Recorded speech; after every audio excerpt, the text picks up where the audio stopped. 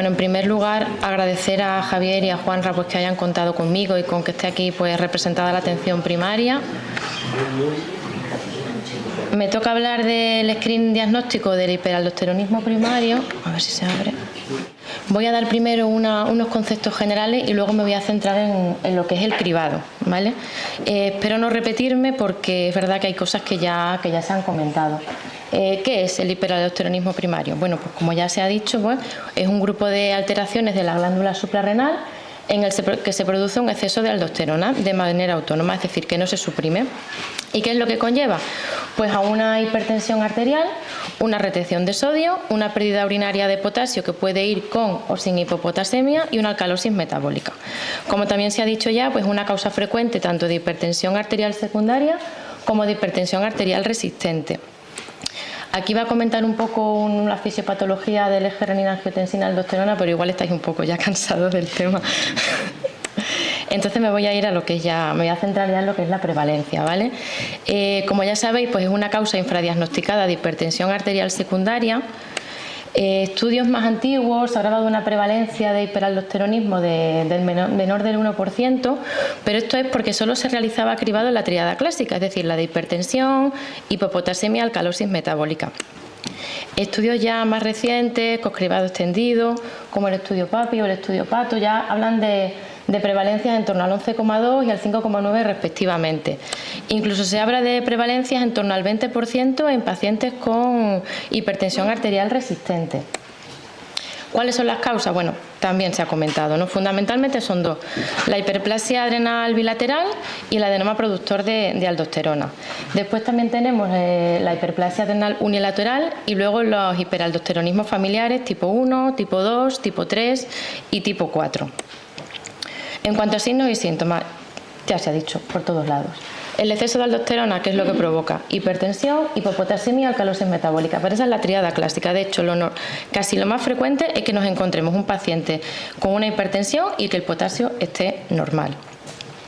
Y esto también pues, lo ha comentado Elena en su charla, ¿vale?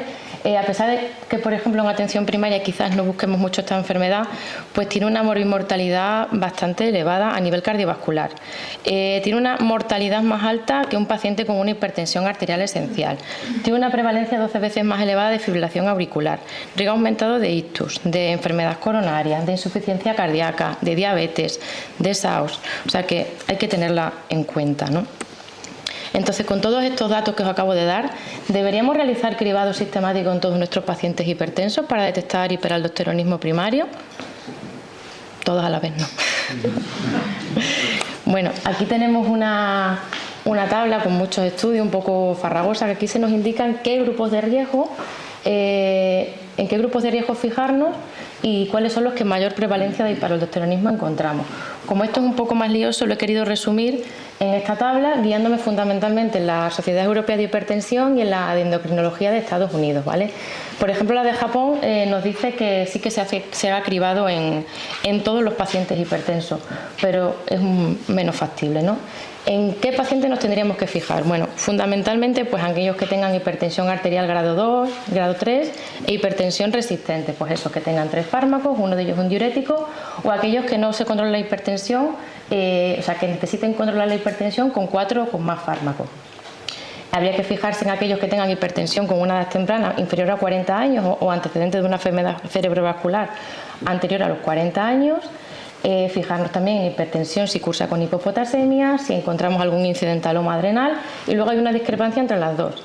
La estadounidense se fija un poco más en el tema de la apnea obstructiva del sueño y la europea de hipertensión contempla más la fibrilación. Y luego pues también buscar hiperaldosteronismo primario pues en todos aquellos pacientes hipertensos que tengan antecedentes de hiperaldosteronismo en su familia. Pero si fijáis, a pesar de todas esas recomendaciones de en qué grupos hacer cribado, esto es una tabla en que se nos indican las tasas de detección. Si os fijáis, son bastante bajitas, 2,7, 3, 2,1. Estos son estudios que se han hecho en Estados Unidos, Canadá y Australia. Y no es porque no exista la enfermedad, sino porque realmente no se está realizando el cribado. Sí que se ha visto que a lo mejor pacientes pues, que llegan a una consulta de nefro o a una consulta de endocrino, pues es verdad que se hacen más pruebas que a lo mejor en atención primaria, y a nivel de centro, pues en un centro rural pues es más complicado realizar cribado que en una ubicación que no sea rural. ¿Cómo lo realizamos? Bueno, también se ha comentado a lo largo de la tarde, ¿no? Varias sociedades internacionales recomiendan utilizar pues, el ratio renina angiotensina-renina, aldosterona-renina, perdón. Se supone que es más sensible que si se utiliza de forma aislada. Por un lado, se nos recomienda, como se ha dicho antes, retirar múltiples fármacos, todos los antagonistas mineralcorticoides, los diuréticos que eliminan potasio, los productos derivados de la raíz de regaliz. Sin embargo, hay otros estudios que nos dicen que debido a la seguridad del paciente pues no se retire nada. Entonces yo creo que aquí quizás habría que individualizar. Luego hay múltiples fármacos, como también se ha dicho, que provocan falsos negativos, como los IECA, los ARA2, los inhibidores de la renina, antagonistas del calcio, falsos positivos como beta bloqueantes, los alfa-2 agonistas, y luego también se dijo al principio de la tarde, ¿no? Pues que también influyen en el cociente los ISRS, los estrógenos, incluso se habla de retirar ISGLT2 unas 4 semanas antes, ¿no? Pero bueno, yo creo que esto sí que habría que individualizar, depende de qué tipo de pacientes estemos tratando. ¿Y cómo lo hacemos? Bueno, es que me voy a repetir un poco, ¿no? Primero escogeríamos a los grupos de riesgo que os acabo de comentar, les haríamos esto tiene, ¿dónde es el de esto? Aquí. Enlace. ¿Dónde es el enlace? Ah, ya lo veo, vale. Primero cogeríamos los grupos de riesgo que os he comentado antes, ¿no? A ese grupo de riesgo le haríamos el ratio. Yo aquí he puesto, me he dejado guiar un poco por las guías de atención primaria, ¿no? Según los estudios que se vean, pues puedes coger un ratio de 20 o hay gente que coge el ratio de 30. El de 20 se supone que es más sensible y que abarcaría un poco a más población, ¿no? O sea, que encontraremos más pacientes. Entonces, si ese cociente sale menor de 20, pues tendríamos que una posibilidad improbable de hiperaldosteronismo primario, y si es mayor de 20, pues tendríamos que hacer las pruebas de confirmación diagnóstica, que esas las explico a continuación, ¿no? Si esas pruebas son positivas, se haría, como ha dicho María José, pues se haría el TAC. Si ese TAC no sale una imagen unilateral y el paciente tiene menos de 35 años y bueno, y se evalúa y demás, podría librarse del cateterismo y pasar directamente a la adrenalectomía laparoscópica. Si no se cumplen esos criterios, pues habría que hacer el cateterismo. ¿Que la imagen es unilateral? Bueno, pues se haría la adrenalectomía. Si es bilateral, pues tratamiento conservador con receptores de mineralcorticoide.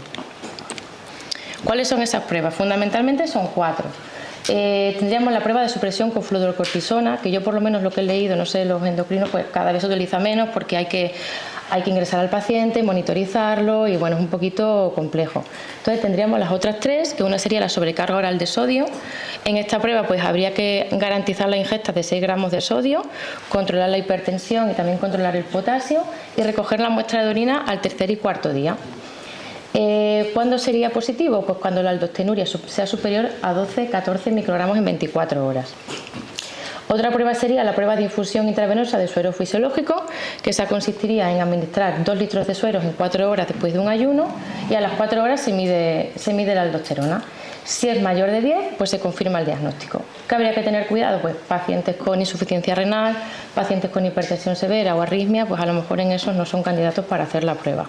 Y luego por último tendríamos la prueba de supresión con captopril, pues que se administran entre 25 y 50 gramos de captopril, se sacaría una muestra basal pasada la hora y a las 2 horas. Se determina tanto cortisol, actividad de renina y aldosterona. La ausencia de descenso de aldosterona y la persistencia de supresión de la actividad de la renina, pues confirmarían el diagnóstico.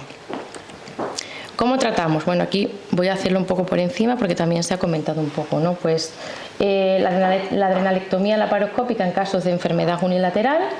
Aquellos pacientes que rechacen la cirugía o que no sean candidatos, pues sería tratamiento conservador con antagonistas de la acción de la aldosterona. Y en el caso de hiperaldosteronismo familiar tipo 1, que ese sí es suprimible con corticoides, pues se darían dosis bajas tanto de prednisona, desametasona o hidrocortisona. Bueno, no quería dejar atrás un poco lo que es situaciones especiales, como puede ser el embarazo, que también puede darse el caso. La búsqueda de casos sería igual que en pacientes no embarazadas. Lo único que hay que tener en cuenta, pues que evidentemente el test de supresión de captopril pues estaría contraindicado y a lo mejor la prueba de infusión de suero fisiológico, pues la paciente igual no lo tolera, ¿no? En lugar del TAC, pues se haría una resonancia Para tratarlo, pues los fármacos habituales de la hipertensión en el embarazo, y en caso de complicación, pues podría hacerse la cirugía a partir del segundo trimestre. ¿Cuándo se deriva a segundo nivel? ¿Cuándo derivaríamos nosotros de atención primaria? Bueno, yo creo que nosotros sí que podríamos hacer a lo mejor la búsqueda de casos, realizar el cociente, intentaríamos hacerlo en buenas condiciones. Y bueno, las pruebas de confirmación diagnóstica, bueno, igual sí que se podrían realizar, ¿no? Por ejemplo, la sobrecarga oral de sodio, pero las otras dos las veo un poco más complicadas, no porque no podamos, sino por la logística del centro de salud, sino si tenemos que ponerle a un suero fisiológico a un paciente durante 4 horas, ¿quién se lleva la muestra al hospital? Porque nosotros, bueno, viene un taxi a una determinada hora al centro de salud y se lleva todas las muestras, ¿no? Entonces ahí, más que no se pueda, la logística la veo un poco más complicada. Luego, evidentemente, para hacer el TAL, cateterismo y la cirugía habría que derivar, y si se rechaza todo esto, pues el tratamiento médico lo podemos hacer perfectamente nosotros. Como conclusiones, ya para finalizar, bueno, tenemos una enfermedad que, como he dicho antes, tiene una prevalencia elevada, tiene una morbimortalidad cardiovascular elevada y además tiene tratamiento. Entonces, ¿por qué no realizar ese cribado, no? Las tasas de detección, como ya he dicho antes, son muy bajas.